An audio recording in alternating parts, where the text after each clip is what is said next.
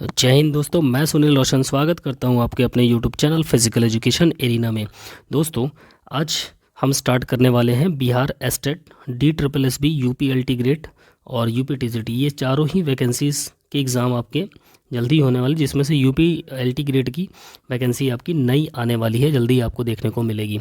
ठीक है, तो फिजिकल एजुकेशन में आज हम Bihar estate, DSSB, UP L T grade और यूपी TCT से संबंधित एक नई प्रैक्टिस सेट सीरीज़ स्टार्ट कर रहे हैं, जिसमें हमारी प्रैक्टिस सेट नंबर 1 है। इस पूरे प्रैक्टिस सेट में दोस्तों टोटल 130 क्वेश्चंस होंगे आपके सामने, और इन 130 क्वेश्चन में हम दो दो पार्ट में करके ले हुए चलेंगे। ठीक है, तो आज हम सॉल्व करेंगे 65 क्वेश्चंस। चलिए देर न करते हुए शुरू करते हैं। तो पहला क्वेश्चन आपके सामने दिख ही रहा है दोस्तों स्क्रीन पर। तो पहला क्वेश्चन आपसे कह रहा है, lack of activity destroys good conditions for humans. है ना, क्रियाशीलता की कमी मानव के लिए अच्छे दशा को नष्ट करती है। ये कथन किसका है दोस्तों? कॉन्ट का है, प्लेटो का है, अरस्तु का है या फिर जिगलर का है? यहाँ पे अस्तु दिया है, वो अरस्तु होगा दोस्तों। तो जल्दी से बताएंगे कमेंट में क्या होगा इसका सही आंसर। क्रियाशीलता की कमी मानव के लिए अच्छे दशा को नष्ट करती है, ये कथन किसका है? तो ये कथन है दोस्तों किसका? बिल्कुल सही जवाब option B is the correct answer, Plato. ठीक है, ये कथन किसका है? प्लेटो का है। ओके, दूसरा क्वेश्चन यहीं पे आपको दिख रहा होगा, the study of problems related to sports activities in human society is, यानी कि मानव समाज में खेल गतिविधियों से जुड़ी समस्याओं का अध्ययन क्या कहलाता है? समाजशास्त्र, खेल मनोविज्ञान, खेल क्रिया विज्ञान या फिर खेल समाजशास्त्र? तो क्वेश्चन नंबर 2 का करेक्ट आंसर क्या होगा दोस्तों? बिल्कुल option D is the correct answer, that is sports sociology या कि खेल समाजशास्त्र। ठीक है, अपने तीसरे क्वेश्चन की तरफ चलते हैं। तो तीसरा क्वेश्चन आपके सामने है यहाँ पर स्क्रीन पर। थर्ड क्वेश्चन आपसे कह रहा है दोस्तों, द टर्म स्टडीज़ काइनामेटिक्स, यानी कि शब्द काइनामेटिक्स अध्ययन करता है किसका? इन ऑफ फोर्सेस का, मोमेंटम का, एनर्जी का या फिर मस्कुलर वर्क का? बलों का, संवेग का, ऊर्जा का या फिर मांसपेशी कार का? काइनामेटिक्स इन चारों में से किसका अध्ययन करता है दोस्तों? तो काइनामेटिक्स किसका अध्ययन करता है? क्या होगा सही जवाब? बिल्कुल इसका जो करेक्ट आंसर होगा that is option B is the correct answer, संवेग यानी कि मोमेंटम का। ठीक है, मोमेंटम यानी कि संवेग का अध्ययन जो है हमारी काइनेमेटिक्स में होता है। ठीक है, चौथा क्वेश्चन आपसे कह रहा है, the disease occurs due to excessive relaxation of the waist muscles. है ना, कमर की पेशियों के अधिक शिथिलन द्वारा कौन सा रोग होता है? काइफोसिस है, लॉर्डोसिस है, अस्थि वक्रता है या रीढ़ की वक्रता? काइफोसिस, लॉर्डोसिस, ऑस्टियोआर्थ्रिटिस या फिर कर्वेचर ऑफ द स्पाइन? तो क्वेश्चन नंबर 4 का करेक्ट आंसर क्या होगा दोस्तों?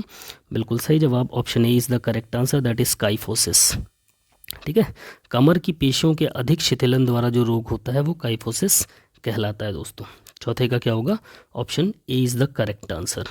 अगले क्वेश्चन पे चलते हैं। पांचवा क्वेश्चन आपसे कह रहा है, the first person to invent system body classification, सबसे पहले व्यक्ति को शरीर वर्गीकरण की प्रणाली का आविष्कार किया गया था। सबसे पहले व्यक्ति वह कौन है जिन्होंने सबसे पहले हमारी बॉडी का क्लासिफिकेशन किया था, सिस्टम ऑफ बॉडी क्लासिफिकेशन किया था जिन्होंने? शेल्डन है, क्रैशमर है, हॉल है, हिपोक्रेट्स है। शेल्डन, क्रैशमर, हॉल और हिपोक्रेट्स। तो क्वेश्चन नंबर 5 का करेक्ट आंसर क्या होगा? बिल्कुल सही जवाब शेल्डन। ठीक है, शेल्डन ने ही सबसे पहले आपका सिस्टम बॉडी क्लासिफिकेशन किया था, शरीर वर्गीकरण की प्रणाली का आविष्कार किया था। ठीक है, अगले क्वेश्चन पे चलते हैं। क्वेश्चन नंबर 6 आपके सामने स्क्रीन पर है दोस्तों। छठा क्वेश्चन आपसे कह रहा है, scoliosis is a postural deformity related to. Scoliosis एक पोस्चरल विकृति से संबंधित है, कहाँ की? फूट की, हेड की, वर्टिब्रल कॉलम की या फिर हैंड की? पैर, सिर, कशेरुका स्तंभ या फिर हाथ? स्कोलियोसिस इनमें से किससे संबंधित है दोस्तों? तो क्वेश्चन नंबर 6 का करेक्ट आंसर क्या हो जाएगा? बिल्कुल इसका जो सही आंसर होगा that is option C, vertebral column. ठीक है, कशेरुका स्तंभ।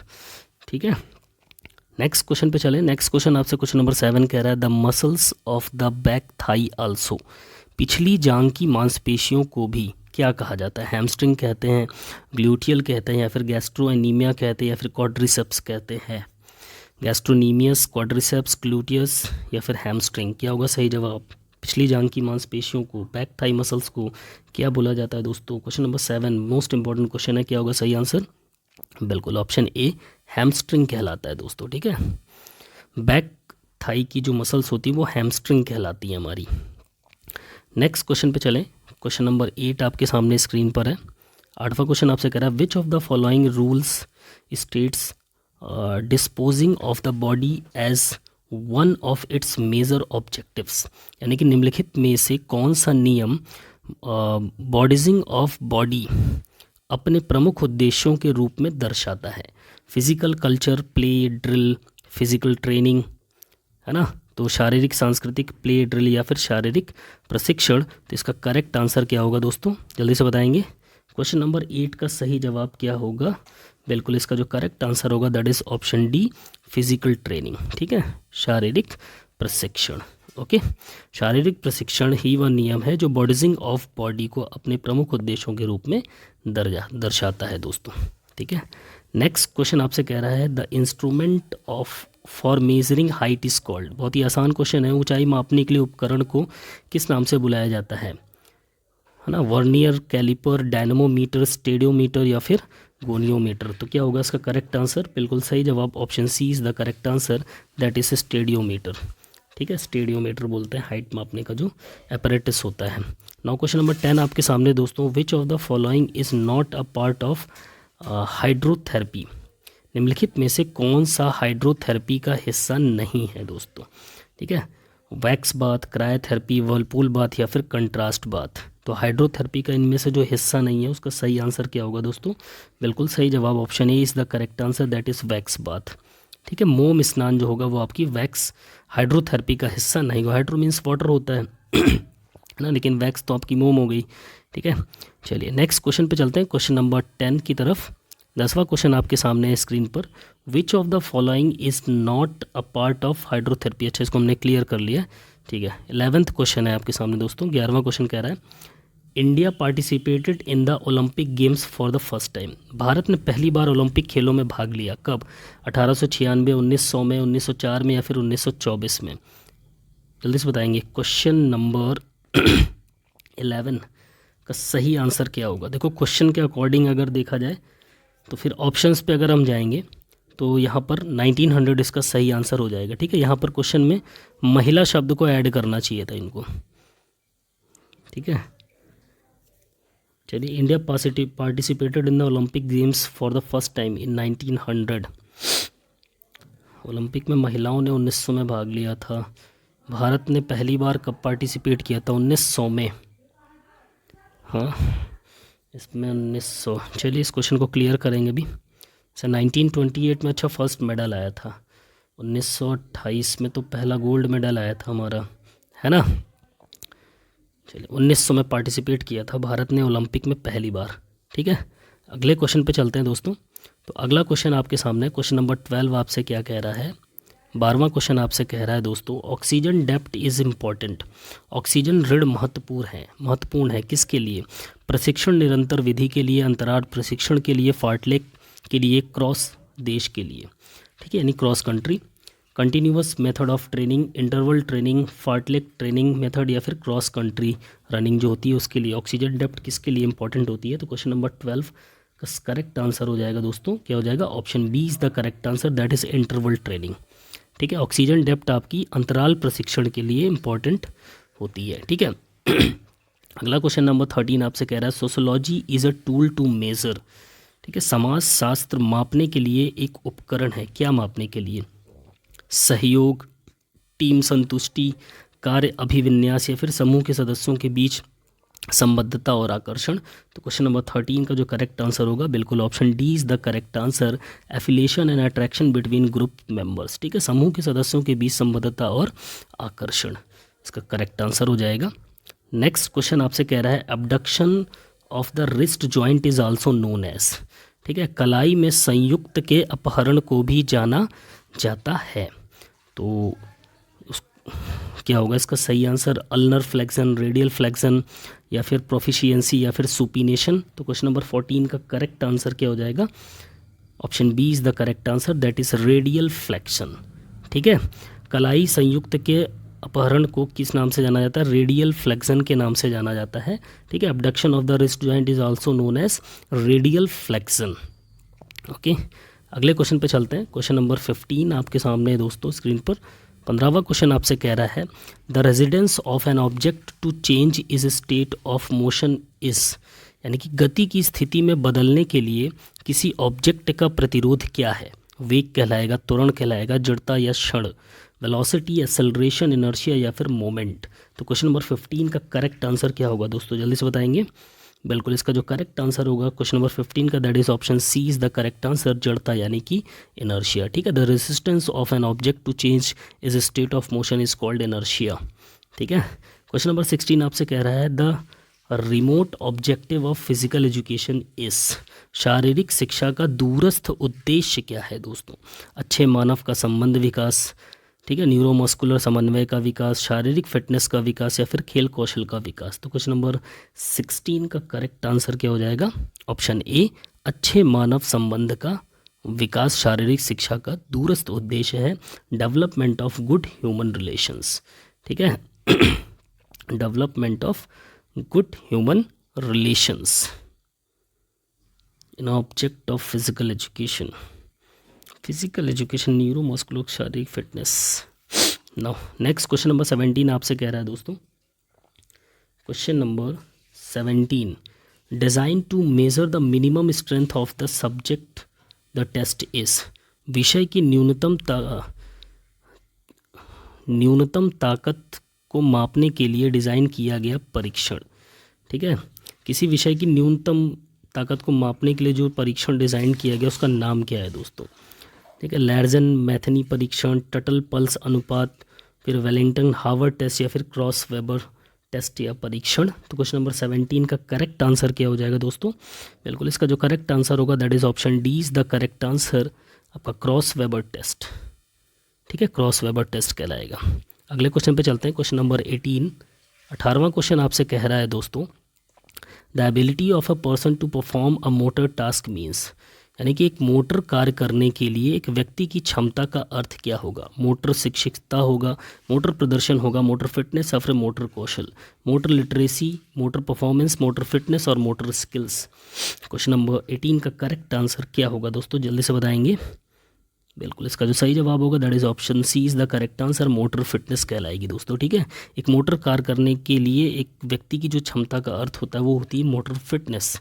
ठीक है, next question number 19, who is the author of A shot at history, A shot at history के लेखक कौन है दोस्तों? कपिल देव, अभिनव बिंद्रा, सुशील कुमार या फिर सुनील गावस्कर। इंपॉर्टेंट क्वेश्चन है। क्वेश्चन नंबर 19 का करेक्ट आंसर क्या होगा दोस्तों? That is option B is the correct answer, Abhinav Bindra. ठीक है, अभिनव बिंद्रा जो है ए शॉट एट हिस्ट्री के लेखक हैं। नेक्स्ट क्वेश्चन नंबर 20 कह रहा है, who said that physical education is the collective effect of those experiences which a person obtains through physical activities, यानी किसने कहा है कि शारीरिक शिक्षा उन अनुभवों का सामूहिक प्रभाव है जो शारीरिक क्रियाओं द्वारा व्यक्ति को प्राप्त होता है? ऑप्शंस आपके सामने हैं, डेल्बर्ट यूफर, जे.एफ. विलियम्स, रोजालैंड या फिर जे.बी. नैश। तो ये डेफिनेशन किसके द्वारा कही गई दोस्तों? क्वेश्चन नंबर 20 का करेक्ट आंसर क्या हो जाएगा? बिल्कुल सही जवाब option A is the correct answer, Delbert यूफर के द्वारा। ठीक है, डेल्बर्ट यूफर के द्वारा ही एक परिभाषा कही गई कि शारीरिक शिक्षा उन अनुभवों का सामूहिक प्रभाव है जो शारीरिक क्रियाओं द्वारा उनके व्यक्ति को प्राप्त होता है। ठीक है, अगले क्वेश्चन पे चलें। नेक्स्ट क्वेश्चन नंबर 21 आपसे कह रहा है दोस्तों, 21वां क्वेश्चन आपके सामने, और 21वां क्वेश्चन आपसे कह रहा है, who said that physical, moral and mental activities are required for complete expressions, किसने कहा है कि पूर्ण अभिव्यक्ति के लिए शारीरिक, नैतिक और मानसिक क्रियाओं की आवश्यकता होती है? डेल्बर्ट यूफर, जे.एफ. विलियम्स, रोजालैंड या फिर हर्बर्ट स्पेंसर। क्वेश्चन नंबर 21 का करेक्ट आंसर क्या होगा दोस्तों, जल्दी से बताएंगे। बिल्कुल, इसका जो सही जवाब होगा that is option D is the correct answer, Herbert Spencer. ठीक है, हर्बर्ट स्पेंसर्स के द्वारा कहा गया है कि physical, moral and mental activities are required for complete expression. ठीक है, नेक्स्ट क्वेश्चन नंबर 22 आपसे कह रहा है, the changes that come in human through experiences centered on physical activities are called physical education. Who has provided the definition? शारीरिक क्रियाओं पर केंद्रित अनुभव द्वारा जो परिवर्तन मानव में आते हैं वे शारीरिक शिक्षा कहलाते हैं। किसने परिभाषा प्रदान की है? ये परिभाषा किसकी है? A.R. वैमन की, HC बक की, JF विलियम्स की या फिर कैसिडी की। तो क्वेश्चन नंबर 22 का करेक्ट आंसर क्या हो जाएगा दोस्तों? बिल्कुल सही जवाब option D is the correct answer, Cassidy. Cassidy के द्वारा कही हुई डेफिनेशन है ये दोस्तों, ठीक है। अगले क्वेश्चन पे चलते हैं, क्वेश्चन नंबर 23। 23वां क्वेश्चन आपसे क्या कह रहा है? When was physical education recognized by the Indian Education Commission? भारतीय शिक्षा आयोग द्वारा शारीरिक शिक्षा को कब मान्यता दी गई थी दोस्तों? 1885, 1882, 1881 या फिर 1880? क्वेश्चन नंबर 23 का करेक्ट आंसर क्या होगा दोस्तों? बिल्कुल option B is the correct answer, that is 1882, यानी कि 1882 में भारतीय शिक्षा आयोग द्वारा शारीरिक शिक्षा को मान्यता प्रदान की गई थी, ठीक है। Next question number 24, what is the aim of physical education? शारीरिक शिक्षा का लक्ष्य क्या है? चारों ऑप्शन आपके सामने है दोस्तों। व्यक्ति का सर्वांगीण विकास करना, केवल व्यक्ति का मानसिक विकास करना, केवल व्यक्ति की शारीरिक विकास करना, या फिर सारे के सारे। तो क्वेश्चन नंबर 24 का करेक्ट आंसर क्या होगा दोस्तों? Option A is the correct answer, ठीक है। All round development of a person, व्यक्ति का सर्वांगीण विकास करना, ठीक है। अगला क्वेश्चन, क्वेश्चन नंबर 25 दोस्तों। इस पूरी जो टेस्ट है, प्रैक्टिस सेट है, इसकी PDF आपको मेरे टेलीग्राम चैनल पर प्रोवाइड कराई दी जाएगी, ठीक है।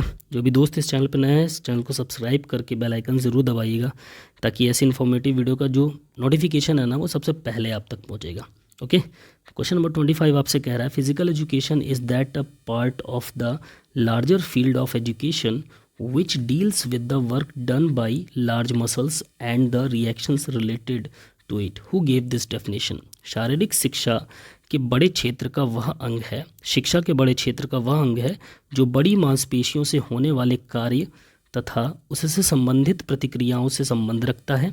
यह परिभाषा किसने दी है दोस्तों? चार्ल्स वूचर ने, R.A. वेमन ने, JB नैश ने, या फिर HC बक? तो क्वेश्चन नंबर 25 का करेक्ट आंसर हो जाएगा दोस्तों क्या?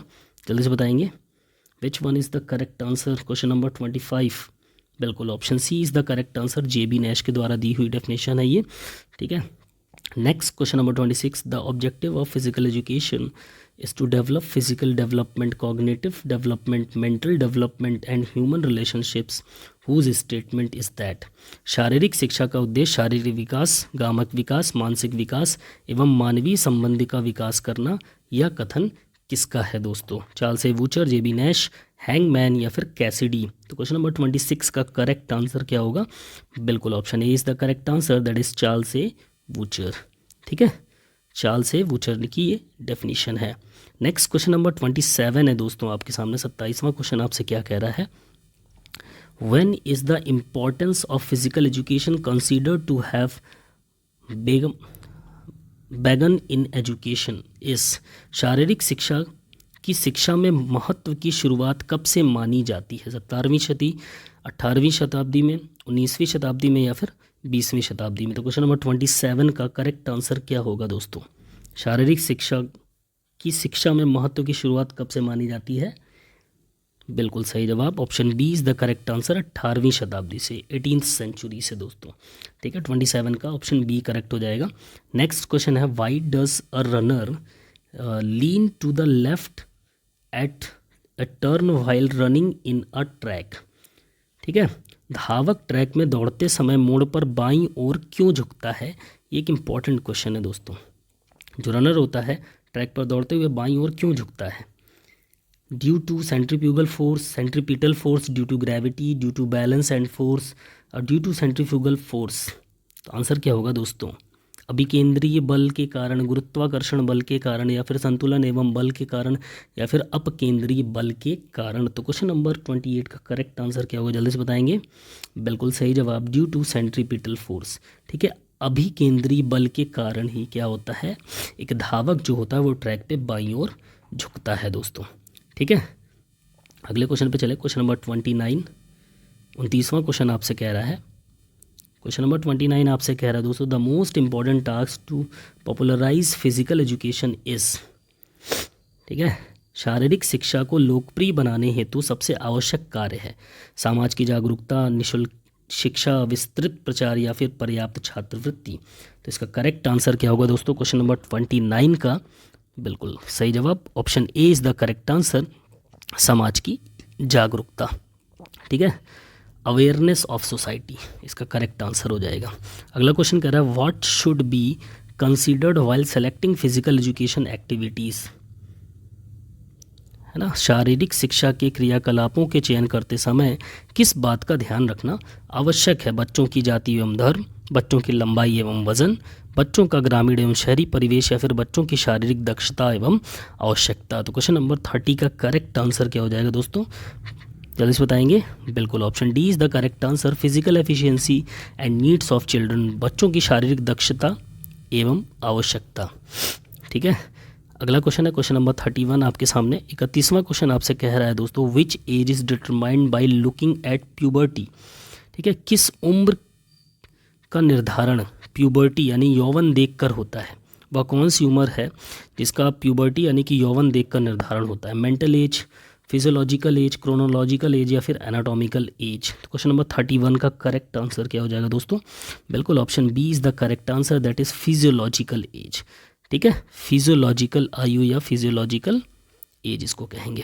नेक्स्ट क्वेश्चन नंबर 32 आपसे कह रहा है, इंपॉर्टेंट क्वेश्चन है दोस्तों ये 31वां। Which of the following is related to aesthetic body type? निम्नलिखित में से कौन सा एस्थेटिक बॉडी टाइप से संबंधित है? मोस्ट इंपॉर्टेंट क्वेश्चन है दोस्तों। ठीक है, muscular, short and thin, abnormal body, lean, shallow, chested. तो क्वेश्चन नंबर 32 का करेक्ट आंसर क्या हो जाएगा? जल्दी से बताएंगे क्या होगा सही जवाब? बिल्कुल option D is the correct answer, lean, shadow, chested. Lean, shadow, chested, दुबला, उथला, छाती वाला व्यक्ति जो होगा वो आपका एस्थेटिक बॉडी टाइप से संबंध रखेगा। ठीक है, नेक्स्ट क्वेश्चन नंबर 33 आपसे कह रहा है, 33वां क्वेश्चन आपसे क्या कह रहा है दोस्तों? Aristotle has placed utmost importance on, अरस्तु ने अत्यधिक महत्व पर रखा है क्या? बौद्धिकता को, सामाजिक पूर्णता को, मानसिक सुदृढ़ता को, या फिर खेल भावना को? इंटेलेक्चुअलिज्म को, सोशल परफेक्शन को, मेंटल साउंडनेस को, या फिर एथलेटिसिज्म को? किसको रखा है एरिस्टोटल ने सबसे मोस्ट इंपॉर्टेंट, सबसे ज़्यादा प्रियोरिटी किसको दी है? तो क्वेश्चन नंबर 33 का करेक्ट आंसर क्या हो जाएगा दोस्तों? बिल्कुल option A is the correct answer, intellectualism. ठीक है, बौद्धिकता यानी इंटेलेक्चुअलिज्म को अत्यधिक महत्व पर रखा है दोस्तों। नेक्स्ट क्वेश्चन नंबर 34 कह रहा है how many ex officio members are there in Sports Authority of India SAI. ठीक है, भारतीय खेल प्राधिकरण यानी कि स्पोर्ट्स अथॉरिटी ऑफ इंडिया में कितने एक्स ऑफिशियो सदस्य होते हैं दोस्तों? मोस्ट इंपॉर्टेंट क्वेश्चन है ये। क्या होगा इसका सही जवाब? 10, 15, 14, 16। क्वेश्चन नंबर 34 का करेक्ट आंसर क्या होगा? बिल्कुल इसका जो करेक्ट आंसर होगा that is option B is the correct answer, 15। 15 ex officio सदस्य होते हैं, ठीक है, हमारे स्पोर्ट्स अथॉरिटी ऑफ इंडिया के अंदर। ठीक है, नेक्स्ट हम बात करते हैं क्वेश्चन नंबर 35 की। Holkar trophy is associated with which sports? Holkar trophy किस खेल से जुड़ी हुई है दोस्तों? हॉलकर ट्रॉफी की बात कर रहा है। ठीक है, तो आपका बैडमिंटन, पूल, क्रिकेट या फिर कबड्डी? जल्दी से बताएंगे। क्वेश्चन नंबर 35 का जो करेक्ट आंसर होगा क्या होगा? बिल्कुल option B is the correct answer, that is bridge. ठीक है, ब्रिज एक गेम है जिससे आपका हॉलकर ट्रॉफी संबंधित है दोस्तों। ठीक है, अगले क्वेश्चन पे चलते हैं। क्वेश्चन नंबर 36 आपसे क्या कह रहा है? 36वां क्वेश्चन आपसे कह रहा है how many gold medals have been won by India in the Commonwealth Games 2022? राष्ट्रमंडल खेल 2022 में भारत द्वारा कितने स्वर्ण पदक जीते गए हैं दोस्तों? ठीक है, कॉमनवेल्थ गेम 2022 में इंडिया ने कितने गोल्ड मेडल जीते? 55, 60, 71 या फिर 61? तो क्वेश्चन नंबर 36 का करेक्ट आंसर क्या होगा दोस्तों? जल्दी से बताएंगे क्या होगा सही जवाब? बिल्कुल option D is the correct answer, 61 medals. ठीक है, टोटल 61 गोल्ड मेडल्स जीते थे इंडिया ने 2022 के कॉमनवेल्थ गेम्स के अंदर। ठीक है, नेक्स्ट क्वेश्चन की बात करें, अगला क्वेश्चन नंबर 37 आपके सामने दोस्तों। 37वां क्वेश्चन आपसे कह रहा है the name of professor Gurudutt Sondhi is known behind the foundation of which of the following? ठीक है, प्रोफेसर गुरुदत्त सोंधी का नाम निम्नलिखित में से किसकी नींव के पीछे जाना जाता है? ओलंपिक एसोसिएशन ऑफ इंडिया, एशियाई खेलों का संघ, इंडियन प्रीमियर लीग या फिर भारतीय badminton league? Question number 37 important question है। इस 37वें क्वेश्चन का करेक्ट आंसर क्या होगा दोस्तों? बिल्कुल option B is the correct answer, एशियाई खेलों संघ। ठीक है, एशियन गेम्स एसोसिएशन के लिए ही इनकी इसी एशियन गेम्स एसोसिएशन की नींव के पीछे इनको जाना जाता है। ठीक है, अगला क्वेश्चन नंबर 38 आपसे कह रहा है what is the title of major Dhyan Chand character. ठीक है, मेजर ध्यानचंद की आकृति का टाइटल क्या है दोस्तों? एक लक्ष्य, हॉकी दिन, हॉकी माई लाइफ, या मी एंड माई हॉकी। तो क्वेश्चन नंबर 38 का करेक्ट आंसर क्या होगा दोस्तों, जल्दी से बताएंगे। और तीसरे क्वेश्चन का सही आंसर क्या होगा? बिल्कुल option A is the correct answer, a goal, एक लक्ष्य। ठीक है, अगला क्वेश्चन नंबर 39 आपसे कह रहा है where are the 23rd Commonwealth Games scheduled. 23वां राष्ट्रमंडल खेलों का निर्धारण है या कहाँ पर निर्धारित है? मैनचेस्टर इंग्लैंड में, विक्टोरिया ऑस्ट्रेलिया में, काठमांडू नेपाल में, या फिर पुसान कोरिया में, साउथ कोरिया में। क्वेश्चन नंबर 39 का करेक्ट आंसर क्या होगा दोस्तों? तो बिल्कुल इसका जो करेक्ट आंसर होगा that is option B is the correct answer, Victoria Australia. 23वां संस्करण जो कॉमनवेल्थ गेम्स का होगा वो आपका विक्टोरिया ऑस्ट्रेलिया में होगा। ठीक है, नेक्स्ट क्वेश्चन नंबर 40 आपसे क्या कह रहा है? 40वां question, resolution of national sports policy placed in both houses of Indian parliament event। ठीक है, भारतीय संसद के सदस्यों दोनों सदनों में, भारतीय संसद के दोनों सदनों में राष्ट्रीय खेल नीति का संकल्प रखा गया था। इंपॉर्टेंट क्वेश्चन है, कब रखा गया था? 19 नवंबर 1982, 21 अगस्त 1984, 1 मई 1987, 20 जून 1991। तो क्वेश्चन नंबर 40 का करेक्ट आंसर क्या हो जाएगा दोस्तों? बिल्कुल that is option B is the correct answer, 21 अगस्त 1984। ठीक है, 21 अगस्त 1984 में भारतीय संसद के दोनों सदनों में राष्ट्रीय खेल नीति का संकल्प रखा गया था। ठीक है, नेक्स्ट क्वेश्चन आपसे क्या कह रहा है? क्वेश्चन नंबर 41 देखते हैं दोस्तों। 41वां question match of the following है। ठीक है, यहाँ पर कुछ डेट्स दी हुई हैं और लोकेशंस दी हुई हैं। ठीक है, अब हमको मैच करना है। ओलंपिक से रिलेटेड है, मतलब किस डेट में कौन सा ओलंपिक हुआ है। ठीक है, 1936 दिया है, 1948, 1980 और 1988।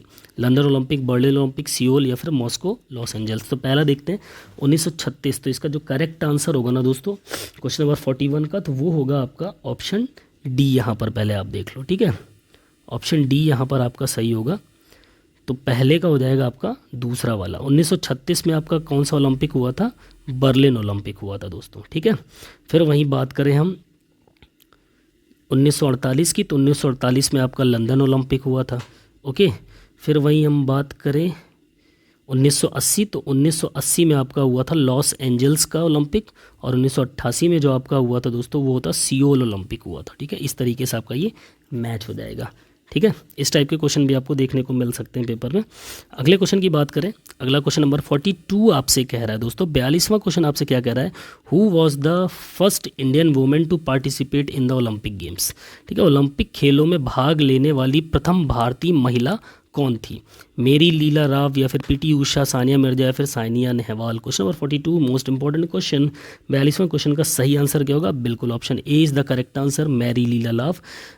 मैरी लीला राव जो थी वो ओलंपिक खेलों में भाग लेने वाली प्रथम भारतीय महिला थी। ठीक है, क्वेश्चन नंबर 43 की बात करें, 43वां क्वेश्चन आपसे कह रहा है goal, the place to take a penalty kick in a football game is it is at a distance of which yard या वहन यार्ड। फुटबॉल की खेल में पेनल्टी किक लेने के स्थान गोल से कितनी गज की दूरी पर होता है दोस्तों? गोल से जो पेनल्टी स्पॉट की दूरी होती है, यहाँ से किक लेते हैं तो वो कितनी दूरी पे था? 12 गज की, 8 गज की, 10 गज की, या फिर 16 गज की? कितने यार्ड पर होती है इसकी distance? Question number 43 important question है। 43वें क्वेश्चन का सही आंसर क्या होगा? बिल्कुल option A is the correct answer, 12 गज की यानी 12 यार्ड की दूरी पर आपका ये पेनल्टी किक वाला स्पॉट्स होता है दोस्तों। ठीक है, अगले क्वेश्चन पे चलें। क्वेश्चन नंबर 44 आपसे कह रहा है दोस्तों 44वां क्वेश्चन। 44वां क्वेश्चन आपसे कह रहा है what is the height of kho kho post pole from the ground surface. Kho kho post यानी पोल की ज़मीन सतह से ऊंचाई कितनी होती है? एक इंपॉर्टेंट क्वेश्चन है। इस क्वेश्चन का करेक्ट आंसर क्या होगा दोस्तों? चारों ऑप्शंस आपके सामने हैं। 44वें क्वेश्चन का सही जवाब क्या होगा? जल्दी से बताएंगे फटाफट से, क्या होगा? बिल्कुल option B is the correct answer, 1.20 to 1.25 metre आपकी ग्राउंड सरफेस से खो खो पोल की हाइट होती है। ठीक है, नेक्स्ट क्वेश्चन आपसे कह रहा है Dipankar Bhattacharya is related to which sports. Dipankar Bhattacharya किस खेल से संबंधित हैं? बिलियर्ड्स, चेस, बैडमिंटन और hockey. Question number 45 which one is the correct answer? तो the correct answer is option C is the correct answer, that is badminton. ठीक है, दीपांकर भट्टाचार्य जो है आपके बैडमिंटन खेल से संबंधित है। नेक्स्ट क्वेश्चन नंबर 46 की बात करें, 46वां क्वेश्चन आपके सामने है, स्टूडेंट्स जनरली लर्न बेटर, ठीक है, विद्यार्थी सामान्यतः बेहतर सीखते हैं। चारों ऑप्शन आपके सामने, फटाफट से पढ़ेंगे क्या होगा इसका सही आंसर 46वें क्वेश्चन का, विद्यार्थी सामान्यतः किससे बेहतर सीखते हैं। 46वें क्वेश्चन का करेक्ट आंसर क्या होगा, बिल्कुल सही, option D is the correct answer. यदि संकेंद्रित मानसिक कार्य के बाद कार्यकलाप में एक परिवर्तन किया जाता हो, ठीक है, ठीक है, ए change in activities followed by concentrated mental work, ठीक है, इसके द्वारा विद्यार्थी सामान्यतः बेहतर सीखेंगे। नेक्स्ट क्वेश्चन आपसे कह रहा है, the standard distance of a steeple chase race is, steeple chase दौड़ की जो मानक दूरी होती है वो कितनी होती है, 300 मीटर, 2500 मीटर, 2000 मीटर या फिर 3000 मीटर। बहुत ही आसान क्वेश्चन है लेकिन इंपॉर्टेंट क्वेश्चन है। क्या होगा सही जवाब, बिल्कुल option D is the correct answer. 3000 metre की हमारी स्टीपल चेज होती है, ठीक है। कमेंट करके बताइएगा कितनी वाटर जंप और कितनी हडल जंप्स होती हैं स्टीपल चेज के अंदर, बताइएगा मेरे को कमेंट करके, ठीक है।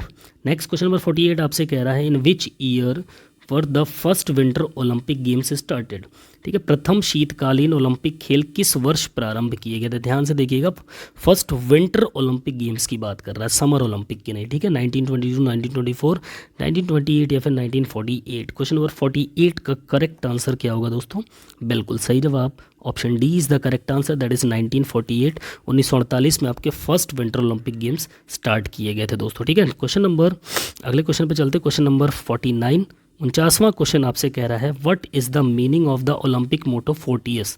ओलंपिक का आदर्श वाक्य मोटो 40S का क्या अर्थ है।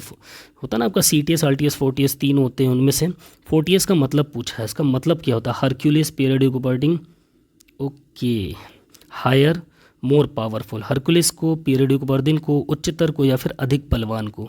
तो 40S किसको बोला जाता है। क्वेश्चन नंबर 49 का करेक्ट आंसर क्या होगा, बिल्कुल option D is the correct answer, more powerful, अधिक बलवान, ठीक है।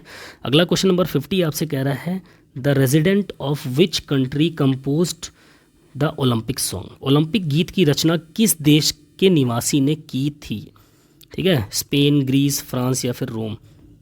क्वेश्चन नंबर 50 का करेक्ट आंसर क्या हो जाएगा दोस्तों, जल्दी से बताएंगे क्या होगा सही जवाब, बिल्कुल option B is the correct answer, Greece, यानी कि ग्रीस, ठीक है। ओलंपिक गीत की जो रचना की थी वो कहाँ के थे, ग्रीस के थे। अगला क्वेश्चन नंबर 51 आपसे कह रहा है दोस्तों, विच sports were introduce for the first time in Tokyo summer Olympic games joined in.